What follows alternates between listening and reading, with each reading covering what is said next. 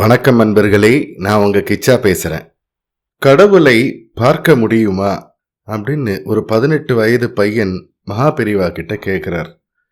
கடவுளை பார்க்க நானும் ஆர்வமா தான் இருக்கேன், இன்னும் தேடிண்டே இருக்கேன் என்று மேலோட்டமாக சொன்ன மகா பெரியவாளின் அற்புத பதில்.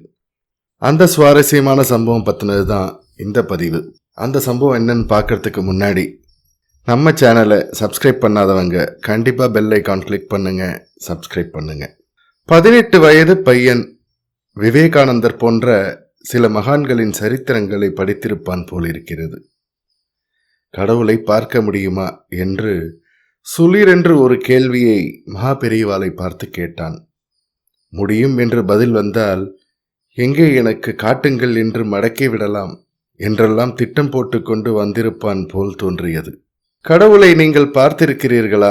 அவருக்கு எத்தனை முகங்கள்?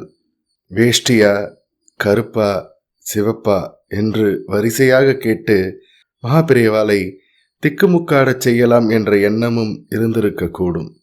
வயது கோளாறு, கொஞ்சம் படித்துவிட்டு எல்லாவற்றையும் கரைத்து குடித்து விட்டதாக நினைத்து கொள்ளும் ஈகோ. மகாபெரியவா சிரசை தூக்கி அவனை பார்த்தார்கள்.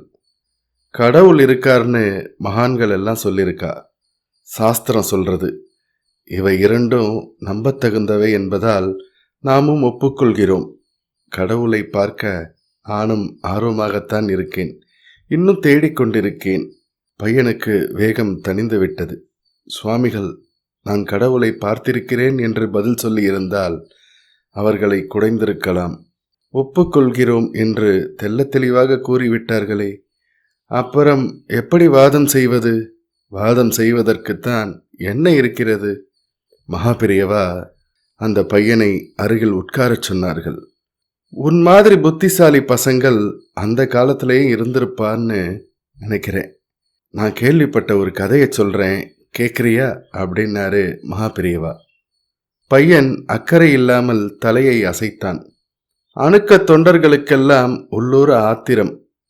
உபநிடதங்களில் ஒரு வாக்கியத்தின் ஆழ்பொருளை அறிந்து கொள்வதற்காக மகாபெரியவாளின் திருமுகத்தில் இருந்து விளக்கம் வராதா என்று அறநூல் விற்பன்னர்கள் தவித்து காத்து கொண்டிருக்கும் சந்நிதியில் அந்த அசத்து பையனுக்கு கதை சொல்கிறாரா? கதை மகாபெரியவா சொல்கிறார் பையனிடம். ஒரு முனிவர் கிட்ட மேதாவியான சிஷ்யன் ஒருத்தன் இருந்தான். ஒரு நாள் கடவுள் இருக்காரான்னு உன்ன மாதிரி குருவை பார்த்து கேட்குறான். இருக்கார் அப்படின்றாரு குரு. அப்படியானால் என் கண்ணுக்கு தென்படலையேன்னா. கடவுள் இருப்பதை அநேக அடையாளங்களால் ஒப்புக்கொள்ளலாமே தவிர கண்ணால் பார்க்க முடியாதுன்னாரு குரு. பார்க்க முடியாத பொருளை எப்படி நம்புவது அப்படின்னா சிஷ்யன். ஆமாமா, நீ சொல்றது சரிதான். நீ சிந்திக்க தெரிந்த புத்திசாலி, நிறைய கேள்வி கேட்குற. நான் என் குருநாதர் சொன்னதையும் வேத புராணங்கள் சொன்னதையும் அப்படி நம்பி ஏத்துன்ட்டேன். கண்ணுக்கு தெரியாத ஒரு பொருளை எப்படி ஒப்புக்கொள்றதுன்னு இப்பதான் எனக்கும் சந்தேகம் வருது அப்படின்னாரு குரு. பையன் கொஞ்சம் திமிராக நிமிர்ந்து உட்கார்ந்தான். கடைசியில் சுவாமிகள் கடவுள் இல்லை, இல்லவே இல்லை கட்சியில் சேர்ந்து விடுவார் போலிருக்கிறதே. மகாபெரியவா தொடர்ந்தார்கள் கதையை. முனிவர் இருந்த இடம் மரங்கள் அடர்ந்த சோலை. ஒரு பெருங்காற்றில் மரத்தின் கிளைகள் வேகமாக அசைந்தன. சில்லுன்னு காத்து உடம்புக்கு ரொம்ப இதமாக இருந்தது. முனிவர் சிஷ்யனை பார்த்து, அந்த மரக்கிளைகள் எல்லாம் ஏன் அப்படி அசுரத்தனமாக அசைகின்றன என்று கேட்டார். சுவாமி, இப்போ பெரிய காத்து வீசுறது இல்லையா, அதனாலதான். காற்றா? அப்படின்னா? வீசித்தா? அப்படின்னா? நீ பார்த்தியா? அடடா, எனக்கும் காட்டியிருக்கப்படாதா? நானும் ரொம்ப நாளா எத்தனை பண்ணிட்டு இருக்கேன் காற்றை பார்க்கணும்னு. நீயோ காத்து வீசி தின்ற, நானும் அந்த சுகத்தை அனுபவிச்சேன்ற. ஆனால் அது காற்றின் வேலை என்பதை என்னால் ஒப்புக்கொள்ள முடியவில்லை. கண்ணால் பார்க்க முடியாத ஒரு பொருள் இருக்கிறது என்று எப்படி ஒப்புக்கொள்வது என்றாராம் முனிவர். உடனே சிஷ்யன் எழுந்து முனிவர் காலில் விழுந்து புரிஞ்சிடுத்துன்னு சொல்லி கண்ணாலே ஜலம் விட்டானாம்.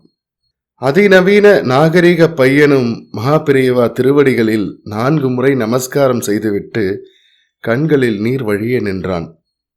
உன் அகத்துல ரேடியோ இருக்கா, எலக்ட்ரிக் லைட் இருக்கா, எலக்ட்ரிக் ஃபேன் இருக்கா அப்படின்னு கேட்டார் மகா பெரியவா. நாகரிக பையன் எல்லாம் இருக்கு அப்படின்னா. இதெல்லாம் எப்படி வேலை செய்யறது அப்படின்னு கேட்டார் மகா பெரியவா.